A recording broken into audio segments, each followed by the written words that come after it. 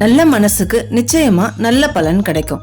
ஆனா சோம்பேறித்தனமும் பொறாமையும் ஒருவரை எவ்வளவு பெரிய இழப்புக்குள்ள தள்ளும் தெரியுமா? நண்பர்கள் அனைவருக்கும் வணக்கம். தமிழ் லைப்ரரி மூலம் புத்தக உலகத்திற்குள் உங்களை அழைத்து செல்வது யாழிசை. இன்னைக்கு நம்ம பார்க்க போற கதையின் பெயர் பாதாள நோக்கி தேவதை.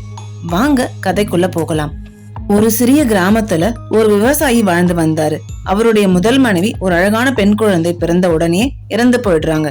அந்த குழந்தைக்கு அவரு விமலான்னு பெயர் வைக்கிறாரு. சில ஆண்டுகளுக்கு பிறகு விவசாயி மறுமணம் செஞ்சுக்கிறாரு. அவங்களுக்கு மற்றொரு பெண் குழந்தை பிறக்குது. அந்த குழந்தைக்கு கமலான்னு பெயர் வைக்கிறாங்க. விமலா மிகவும் அமைதியானவ, அன்பானவ, உழைப்பாளி. ஆனா அவளுடைய மாற்றான் தாய் அவளை வேலைக்காரிய போல நடத்தினாங்க. காலை முதல் இரவு வரை வீடு பெருக்கிறது, சமையல் செய்யறது, தண்ணீர் எடுக்கிறது, துணி துவைக்கிறது, எல்லா வேலைகளையும் விமலா மட்டும் செய்வா. ஆனா கமலா எந்த வேலையும் செய்யாம விளையாடிக்கிட்டு அரட்டை அடிச்சுக்கிட்டு நேரத்தை போக்குவா. ஒரு நாள் விமலா கிணத்துல இருந்து தண்ணீர் எடுக்கும் போது கயிறு நழுவி குடம் கிணத்துக்குள்ள விழுந்துருது. விமலா பதறி போறா. மாற்றான் தாய்க்கு தெரிஞ்சா தன்னை அடிச்சிருவாங்கன்னு அழ ஆரம்பிச்சா. அந்த நேரத்துல அங்க வந்த மாற்றான் தாய், அந்த குடத்தை எடுத்துட்டு வரலனா இன்னைக்கு உனக்கு சாப்பாடு கிடையாதுன்னு கோபமா கத்திட்டு அங்கிருந்து போயிடுறாங்க. வேற வழி இல்லாம விமலா கிணத்துக்குள்ள குதிச்சிடுறா.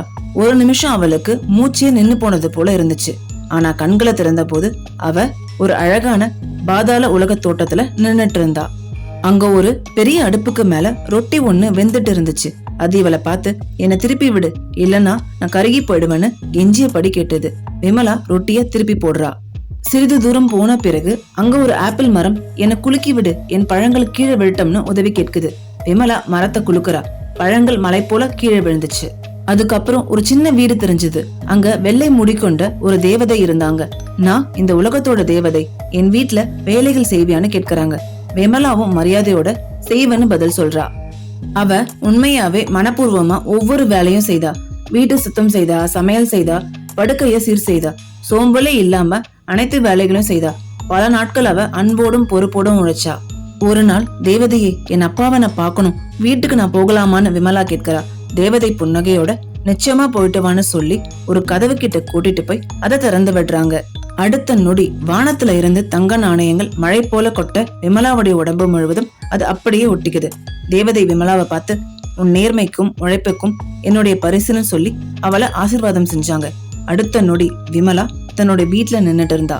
விமலா கிட்ட நடந்ததை கேட்டு தெரிஞ்சுக்கிட்ட மாட்டான் தாய் பேராசையில மூழ்கி போறாங்க. கமலா, நீயும் போய் அதே போல் தங்க நாணயங்களை வாங்கிட்டு வான்னு தன்னுடைய மகளை அதே கிணத்துக்குள்ள குதிக்க செய்யறாங்க. அவளும் அதே பாதாள உலகத்துக்கு போறா. ரொட்டி உதவி கேட்குது, கருகி போன்னு அலட்சியமா பதில் சொல்றா. ஆப்பிள் மரம் உதவி கேட்குது, எனக்கு என்னன்னு எந்த உதவியும் செய்யாம விலகினா. தேவதை வீட்லயும் எந்த வேலையும் சரியா செய்யாம சோம்பேறித்தனமா நேரத்தை வீணாக்கனா. இறுதியா கமலாவும் வீட்டுக்கு போகணும்னு சொல்ல தேவதை அதே கதவு கிட்ட அவளை கூட்டிட்டு போனாங்க. இந்த முறை தங்க நாணயங்கள் வரல, அதுக்கு பதிலா கருப்புமை மழை போல கொட்ட அது அவ உடம்பு மேல ஒட்டிக்கிச்சு. வீட்டுக்கு வந்ததும் அம்மா அவளை பார்த்து தலை குனிஞ்சாங்க. பேராசை அவமானமா மாறிடுச்சு. நல்ல மனதோட உழைச்சா பரிசு நிச்சயம். ஆனா பொறாமையோடவும் பேராசையோடவும் இருந்தா அவமானம் தான் கிடைக்கும். இந்த வீடியோ உங்களுக்கு பிடிச்சிருக்குன்னு நினைக்கிறேன். பிடிச்சிருந்தா மறக்காம லைக் பண்ணுங்க, ஷேர் பண்ணுங்க. முக்கியமா தமிழ் லைப்ரரி சேனலை சப்ஸ்கிரைப் பண்ணிடுங்க. மீண்டும் அடுத்த ஒரு வீடியோல உங்களை சந்திக்கும் வரை உங்களிடமிருந்து விடைபெறும் நான் யாழிசை.